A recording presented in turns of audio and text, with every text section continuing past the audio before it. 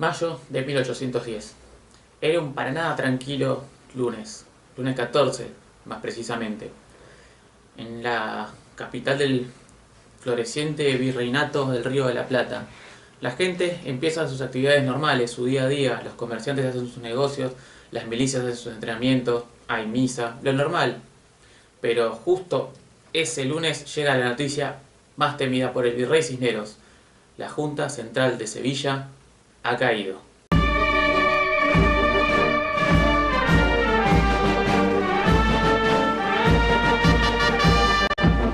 Hola, soy Francisco Tibrek y esto es Argentina, patria a pie de guerra. En el episodio anterior vimos cómo fue evolucionando la situación política en el virreinato del Río de la Plata previo a los eventos que van a suceder esta semana, hasta justamente el 14 de mayo, que la fragata inglesa Mistletoe trae las noticias de la caída de Sevilla a manos de los ejércitos napoleónicos. Bueno, y esto llevó a la creación del Consejo de Regencia en Cádiz. Ok, pero me vas a preguntar, ¿pero qué diferencia hay entre la Junta Suprema Central y el Consejo de Regencia en Cádiz? La Junta Suprema Central albergaba representantes de todas las juntas provinciales que se habían formado para combatir y más o menos gobernar durante las invasiones napoleónicas. Y como un todo, la Junta Suprema Central estaba en Sevilla. Ahora bien, con la caída de Sevilla y la disolución de la Junta Suprema, se crea el Consejo de Regencia. ¿Qué diferencia hay? El Consejo de Regencia era un grupo de 6 personas que directamente gobernaba a nombre de Fernando VII.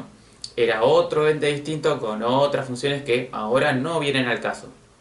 Ok, volvamos a lo que estábamos. El 14 de mayo, como dije, llegó la noticia de la caída de Sevilla y la Junta Suprema Central. ¿Qué ocurrió luego? Bueno, el virrey Baltasar Hidalgo de Cisneros decidió retener esta información, estos periódicos que llevaba la fragata inglesa hasta el viernes 18, en la que emitió una proclama, básicamente contando lo que sucedía y explicando la situación y pidiendo a los porteños que se mantuvieran fieles a la corona, en medida de bla bla bla bla bla. ¿Los porteños qué hacían? Bueno, imagino que todos en su infancia habrán tenido un amigo que se llamaba Nico y que ustedes alguna vez fueron a jugar a la casa de él, o por lo menos los varones que ven este video. Bueno, los muchachos también tenían un amigo que se llamaba Nico, Nicolás Rodríguez Peña, que ponía la casa para que se juntaran sus amigos. También ponía su jabonería don Hipólito Vieites. Y en estos dos lugares se reunían varias personas que venían juntándose de manera secreta para discutir ciertos temas. Bueno, ¿y quiénes iban a estas reuniones? Algunos militares, como el jefe de lo que podemos llamar la facción militar, por así decirlo, que era Cornelio Saavedra, que era el jefe de los patricios, Martín Rodríguez, que era el jefe de los húsares, Juan José Viamonte, que era el segundo jefe de los patricios, Eustoquio Díaz Vélez, Martín Jacobo Thompson. También iban algunos abogados: Mariano Moreno, Juan José Paso, Manuel Belgrano, su primo, Juan José Castelli, Feliciano Chiclana. También iban algunos sacerdotes como Manuel Alberti y algunos comerciantes como los dos anfitriones que les mencioné, Rodríguez Peña y Vieites. Se pusieron de acuerdo ellos y decidieron solicitarle al alcalde de primer voto, Juan José de Sica, y al síndico, Julián de Leiva, que eran las dos principales autoridades del cabildo, que convocasen a un cabildo abierto. ¿Qué es un cabildo abierto? Entonces, bueno, vamos a diferenciar. El cabildo es la institución, el órgano municipal para la administración local, y el cabildo abierto es una convocatoria de vecinos para que debatan alguna situación. Entonces se los convocaba a todos a ir al cabildo a hablar, debatir y votar. Otra cosa importante es que la autoridad que podía convocar a un cabildo abierto era el virrey, en el caso de Buenos Aires, o el gobernador intendente para el caso de las gobernaciones e intendencias, pero para el caso era Cisneros. Entonces el 19 de mayo, Belgrano y Saavedra fueron a reunirse con Lezica y Castelli fue a reunirse con Leiva. 20 de mayo, el virrey se reúne con varios funcionarios y jefes militares en el fuerte. Entre ellos están Leiva y Lezica, que les llevan la solicitud del cabildo abierto. Acá Cisneros se ve un problema, porque como las tropas regulares se fueron a Chiquisaca y al Alto Perú a reprimir las revoluciones del año anterior, entonces lo único que le queda a Cisneros es asegurar el apoyo de las milicias criollas para que lo sostengan, como lo sostuvieron al virrey Liniers en 1809. Pero no hay caso. Ni Saavedra, que tienen los patricios ni Rodríguez de los Húsares le brindan ningún apoyo de ese tipo. De hecho, Rodríguez va con Castelli a verlo al fuerte, a Cisneros, y le dice: señor, no hemos venido a discutir con vuestra excelencia, son 5 minutos de plazo que se nos ha dado para volver con la contestación. Vea vuestra excelencia lo que hace. Cisneros se siente abandonado y dice: puesto que el pueblo no me quiere y el ejército me abandona, hagan ustedes lo que quieran. 21 de mayo. Y aquí entran en juego Domingo French y Antonio Beruti. ¿Quiénes son ellos? Ellos son los líderes de un grupo de gente que se hace llamar la Legión Infernal, que van unas 600 personas armadas con pistolas y puñales a la Plaza de la Victoria, que ahora llamamos Plaza de Mayo, a pedir de manera poco amistosa al Cabildo el Cabildo abierto y que Cisneros cesase como virrey. El síndico Leiva sale entonces a la escena a afirmar que el Cabildo abierto se va a realizar el día siguiente, pero esto no contenta a los muchachos y casi se pudre todo hasta que aparece Saavedra y calma un poco las aguas. Sin embargo, el virrey Cisneros también hace su jugada, y lo que en principio era un oficio de renuncia termina siendo un oficio de convocatoria al Cabildo abierto. 22 de mayo. Cito: el excelentísimo Cabildo convoca a usted para que se sirva asistir precisamente mañana 22 del corriente a las 9, sin etiqueta alguna y en clase de vecino, al Cabildo abierto que con avenencia del excelentísimo señor virrey ha acordado celebrar, debiendo manifestar esta esquela a las tropas que guarnecerán las avenidas de esta plaza para que se les permita pasar libremente. Eso decía la invitación que se imprimió en la imprenta de los Niños Expósitos, que estaba a cargo de Agustín José Donado y era la única de la ciudad. Pero resulta que Donado estaba alineado con French y Beruti, así que imprimió algunas de más y algunas invitaciones llegaron al destino que se pretendía y otras no.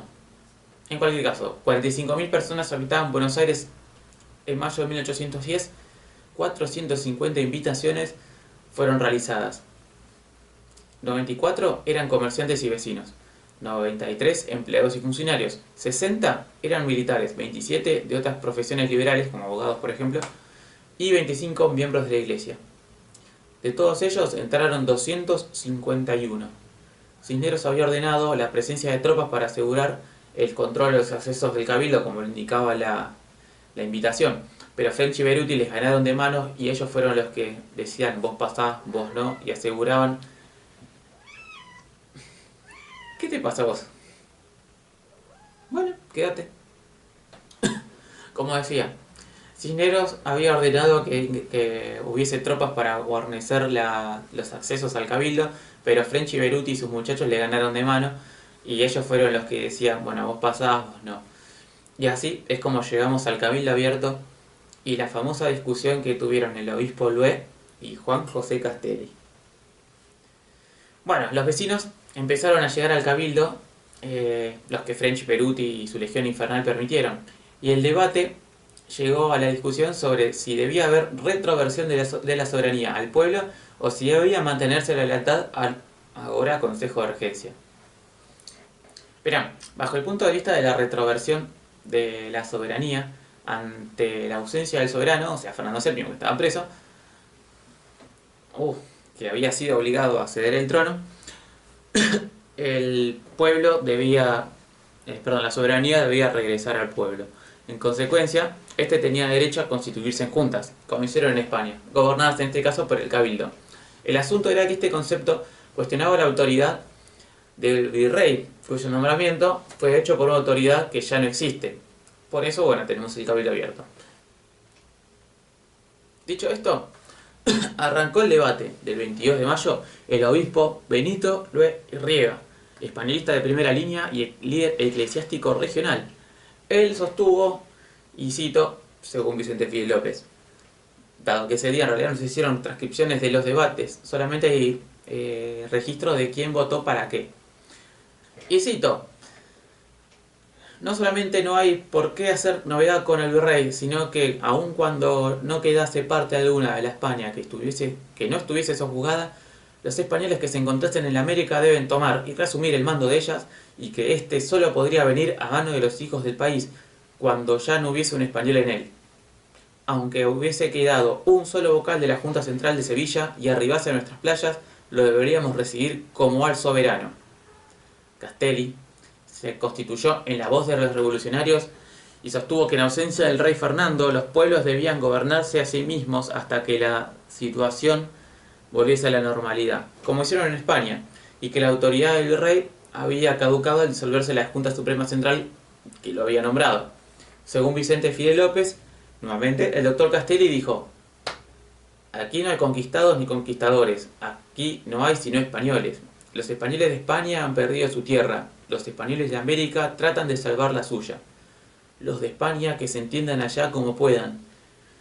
Y que no se preocupen, los americanos sabemos lo que queremos y a dónde vamos, y aunque el señor obispo no lo sepa ni quiera seguirnos, por lo tanto, señores, debemos resolver lo que nos conviene hacer ahora. No perdamos tiempo. Yo propongo que se vote la siguiente proposición: que se subrogue otra autoridad a la del virrey, que dependerá de la metrópoli si ésta se salva de los franceses, y que será independiente si España queda subyugada.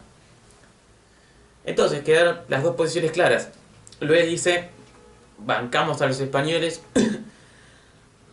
los españoles peninsulares tienen el poder, deberían mantenerlo y recién únicamente pasar a los españoles criollos cuando no quede más peninsulares.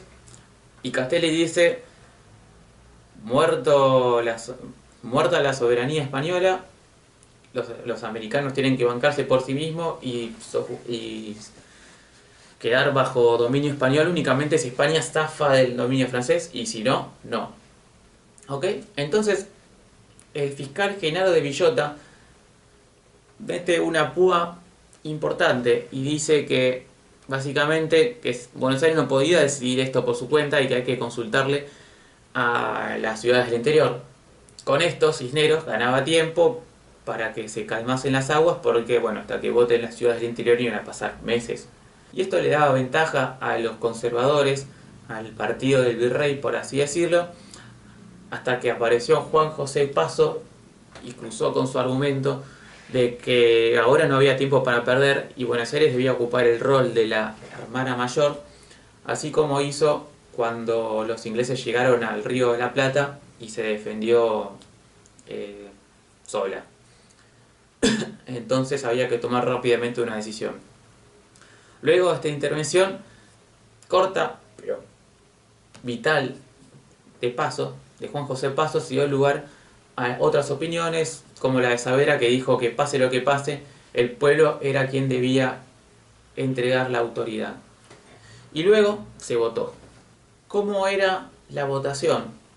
Bueno, primero se decidía sobre la proposición a resolver. Esta era la pregunta sobre la cual los votos serían la respuesta. La proposición a la que llegaron fue: si se ha de subrogar otra autoridad a la superior que obtiene el excelentísimo señor virrey, dependiendo de la soberana, que se ejerza ilegítimamente a nombre del señor don Fernando VII, y en quién. Y luego empezaron. El sistema en el que votaban dependía de la importancia dentro del sistema virreinal de la persona que votaba. O sea, ese era el orden. Cada voto contaba un voto. Y como el virrey no votaba, el primero que debía hacerlo era el obispo Lué, que era la máxima cabeza de la iglesia. Básicamente propuso la continuidad de tal como estaba. Le siguió Pascual Ruiz Huidobro, que era la máxima autoridad militar, o sea, el oficial con mayor rango, y él propuso que debía cesar la autoridad del señor excelentísimo virrey y resumir al excelentísimo cabildo como representante del pueblo para ejercerla de forma interina hasta formar un gobierno provisorio. El tercero en votar fue el oidor de la Real Audiencia, el Manuel José Reyes, que era la cabeza del sistema burocrático virreinal. Él votó por la continuación del virrey. Y luego así se fueron votando. Bueno, para no aburrirlos con los 224 votos, vamos directo a los resultados finales. A favor del virrey y su continuidad, en medio de otras posibles alternativas, 69 votos. A favor de cesar al virrey, 155 votos. Para esa táctica de Castelli, French, Peruti y los muchachos. De todas las alternativas de cesación del virrey, que asuma al cabildo el gobierno, o que lo asuma los pueblos del virreinato mediante una junta, o que lo asuma el virrey definitivamente, el cabildo definitivamente. Había varias alternativas, pero la que ganó fue la fórmula de Cornelio Saavedra, que el cabildo asuma el gobierno de forma interina hasta que decida una junta que gobierne en nombre del pueblo. Y así se terminó el cabildo abierto, con la decisión de que el cabildo debía asumir el gobierno y formar una junta de la forma más conveniente, y en consecuencia, 23 de mayo, dos hombres corren a avisarle a Baltasar Diego Cisneros de que ya no era más virrey del Río de la Plata. Pero, Cisneros volvería en forma de fichas. 24 de mayo, se anuncia la flamante junta de gobierno con don Baltasar Hidalgo Cisneros como presidente, constituida por un abogado, Juan José Castelli, un militar, Cornelio Saavedra, un comerciante, José Santos y Chaurregui, y un sacerdote, Juan Nepomuceno Solá. 5 hombres, la nueva junta. Buenísimo, impecable, está todo cerrado. Bueno, y dejamos acá este episodio en el que la nueva junta... Ah, ¿qué? ¿No? No.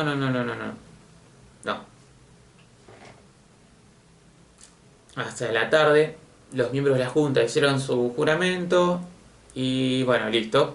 Hasta que llegó la noche. Y por esto este episodio es más largo. Porque si no hubiesen llegado Saavedra y Castelli a la casa de Nico Rodríguez Peña y se hubieran comido una cagada a pedos, de decir como, dale, flaco, hicimos tanto quilombo para dejar al virrey como presidente, decíamos, ustedes dos son parte del gobierno y no hacen nada. Bueno, entonces esa noche Saavedra y Castelli renunciaron a la junta. Tomás Guido cuenta que Belgrano estaba re caliente por la situación y literalmente juró tirar por la ventana a Cisneros si para las 3 de la tarde del día siguiente no renunciaba. Él había entregado el oficio de renuncias a Cisneros la noche anterior, pero a las 9 se iba a juntar el cabildo a resolver sobre el tema. Mientras tanto, French, Beruti y los otros empezaban a convocar gente a la Plaza de la Victoria para la mañana siguiente. Y así llegamos un para nada tranquilo 25 de mayo. Llovía, supuestamente, y a la mañana mucha gente se empezó a reunir en la plaza para ver qué onda. Muchos estaban mandados por French y Beruti y pedían la renuncia a Cisneros. Esta fue rechazada por el cabildo lo bancaba muerte a Cisneros, y de la mano de su más acérrimo partidario, Julián de Leiva, quien pidió a los comandantes de milicias que repriman a la gente por el quilombo que hacía en la plaza, que se estaban hartando y que reclamaban el pueblo quiere saber de qué se trata. Algunos incluso lograron meterse en la planta alta del cabildo y confrontaron directamente a Leiva para pedirle la formación de una nueva junta de gobierno. Llegó Saavedra para aclarar que las tropas no iban a reprimir a nadie, aunque sí acordaron tranquilizar un poco la situación. El cabildo, para poner una traba más, dispuso que se necesitaba una colecta de firmas que pusieran su reclamo por escrito. Entonces French y Beruti se pusieron en campañas con la colecta y de hecho ellos mismos rubricaron por mí y por 600 más. Mientras tanto, por la hora que era, la gente se iba yendo de la plaza y en otra maniera astuta dijeron que iban a anunciar la resolución, pero que querían, el cabildo que iba a anunciar la resolución, pero que querían que el pueblo estuviese presente para escuchar qué se decidía. Entonces Leiva salió al balcón y la gente ya se había ido, entonces él exclamó, ¿y el pueblo dónde está? A lo que Beruti ya estaba repodrido y básicamente le dijo, y cito, tóquese la campana del cabildo para reclamar la presencia del pueblo, y si no se puede porque no tiene badajo, se tocará general en los cuarteles, pero entonces la ciudad sufrirá los males que hasta ese momento se habían evitado. Y eso fue todo. El cabildo se rindió y accedió a la lista que se hizo llegar, de alguna forma que en realidad nadie sabe de dónde salió, para proclamar la nueva junta de gobierno. Ya estaba anocheciendo, el día fue durísimo, largo, pero los juntistas habían prevalecido finalmente, a sacar del medio. Se hizo rápidamente el juramento y el acto en puesta en funciones. Saavedra juró como presidente desempeñar legalmente el cargo y conservar íntegra esta parte de América a Fernando VII y sus sucesores. Luego El resto también juró, bla bla bla bla, habló en el cabildo pidiendo respeto por las personas de Brigadier Cisneros y luego se dirigió a las personas que aún estaban en la plaza. Todo un político. La junta fue vivada y listo. A dormir. ¿Quiénes formaban esta nueva junta? Ya para ir cerrando. Cornelio Saavedra, como presidente, ya lo conocemos, jefe de los patricios, militares, etc. Los secretarios eran Mariano Moreno, abogado, Juan José Paso, también abogado. Los vocales eran Juan José Castelli, también lo conocemos, abogado, Manuel Alberti, sacerdote, Miguel Ascuénaga, que era militar, era el de mayor edad de todos, Manuel Belgrano, que era también abogado, tenía algo de experiencia en gestión pública, Domingo Mateu y Juan Larrea, españoles y comerciantes, los dos. Un grupo mixto, pero bastante coherente. ¿Quién era quién? ¿Y qué empezaron a hacer? Eso vamos a hablar en el episodio próximo. Por el momento dejamos acá con la deposición del virrey, la instalación de la nueva junta y con muchas incógnitas por delante, porque ahora quedaría empezar a gobernar y bueno, el bando de la continuidad, el partido del virrey o como quieran llamarlo, los conservadores no van a permitir que esto llegue muy lejos, así que va a haber que empezar a ganarse la adhesión de los pueblos del interior. Pero eso va a ser un largo camino. Sean eternos los laureles que supimos conseguir y nos vemos en la próxima.